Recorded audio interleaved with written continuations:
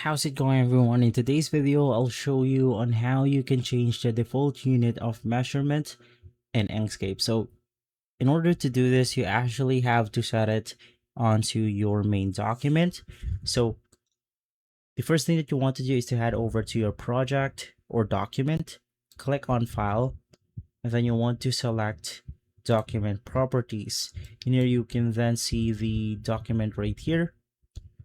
And then you want to look for display, and there's going to be the display units.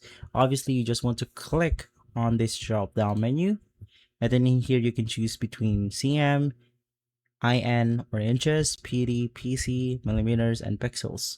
So let's choose something like inches, and then basically from there it will now measure it by inches on our document. And so guys, if this video has been helpful, leave a like, subscribe, and follow us for more videos like this. Thanks for watching.